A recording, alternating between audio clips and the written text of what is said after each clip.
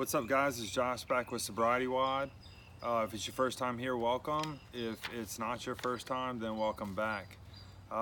Today's lesson is called The Hole in the Donut. So this one's gonna get a little bit heavy at first, but I don't think that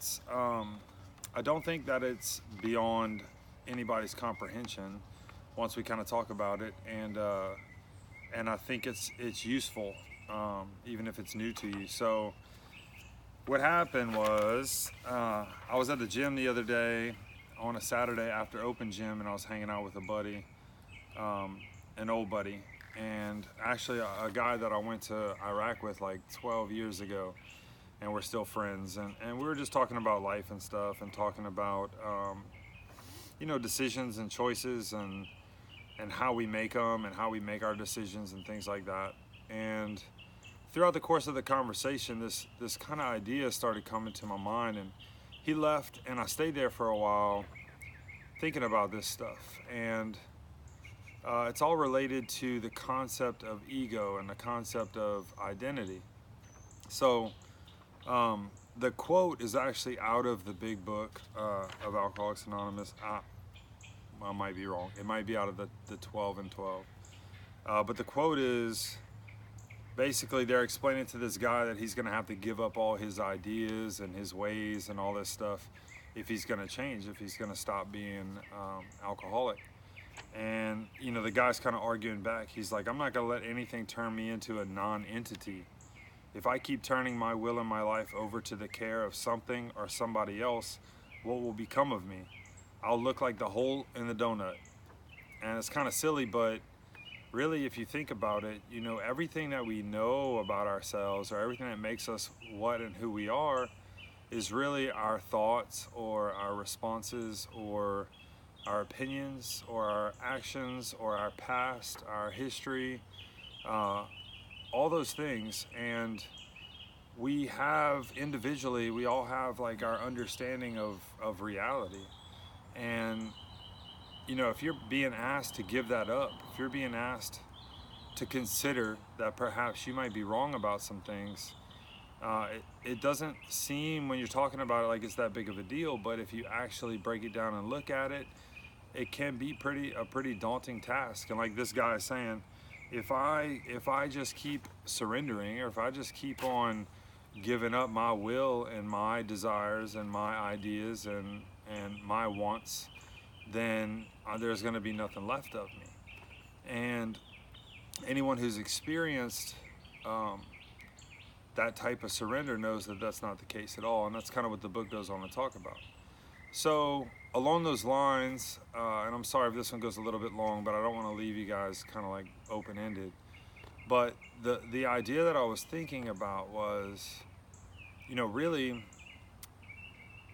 spiritual experience, how we talk about self-centeredness as the root of our problem as addicts.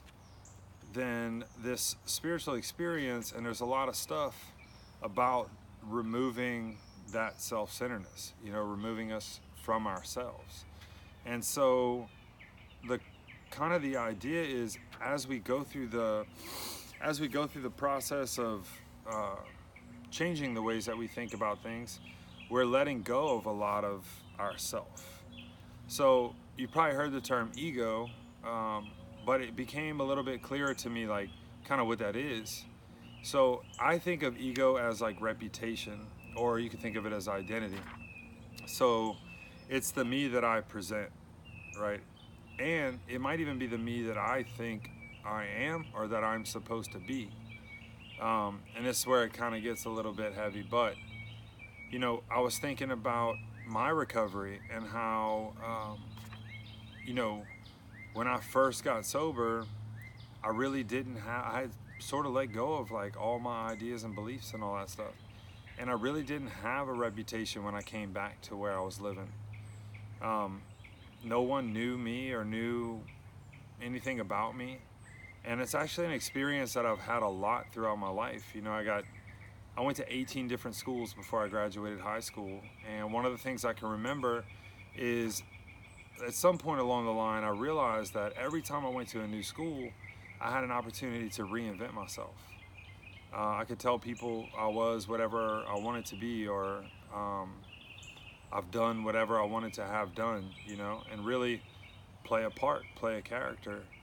And when I dropped all that, what I feel like through that humbling process and letting go of alcohol, that kind of went away. But without realizing it, and just through living life, you know, that started to kind of rebuild itself. And we can't help it, you know. I mean, the way that we see ourselves, our job, or our family, or our position in society, or the way people treat us, all that stuff's going to build that ego, which is kind of the idea of who I am. You know, maybe I'm an athlete, maybe I'm smart, maybe I'm really organized, or really responsible. All those things we sort of take on as identifiers of ourselves. And I think that that's not necessarily a bad thing, you know. We have to make sure that we don't start to engage in self-centeredness, though, in order to maintain that identity, if that makes sense. So, I know it's a lot, but the other part of this is that identity, that ego is going to be created regardless. Just when we interact with ourselves, when we interact with people, it's going to happen. But I think that what we're responsible for is to not attach to it. And that's kind of what I'm getting at. So what happens is, let's use an example. So somebody gets elected mayor or something like that, you know, and he's a good dude, she's a good girl, whatever it is, made it there from hard work and doing the right things, and then all of a sudden, like, kind of has some status, and then maybe something happens, I don't know, they get in trouble for something, or there's potential for them to get, or somebody starts a rumor about them or something, and so now they may lose that position, right? That position that they got there honestly, but now they might lose it because of some dishonesty. So that person there would have a decision to make. It kind of follows the example, but would have a decision to make as far as if they were going to continue to act rightly and righteously, or maybe they might, you know, start their own little underhanded rumor to get back at the person that started the one against them.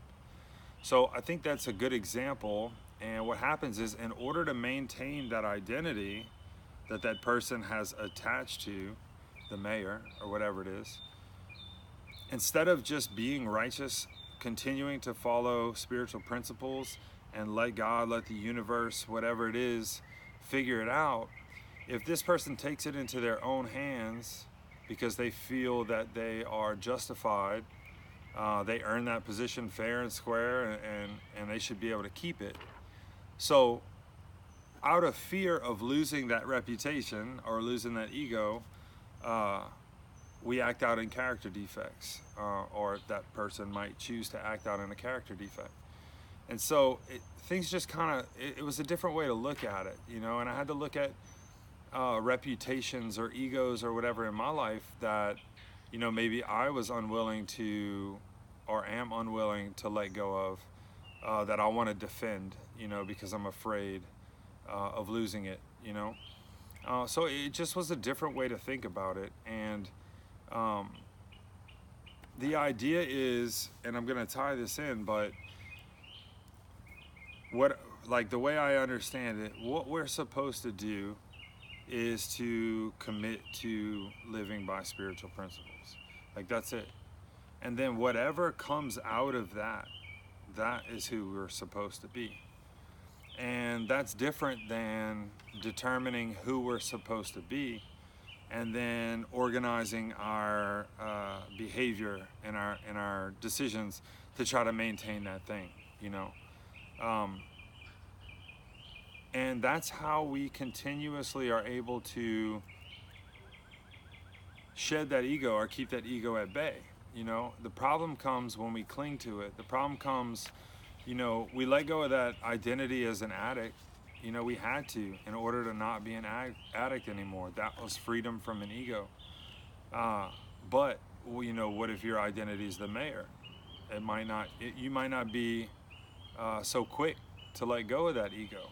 You know, but it's the same process. And so, whatever we become out of that commitment to living by spiritual principles to the best of our ability, I think that's who we are supposed to be. And so it's a discovery process.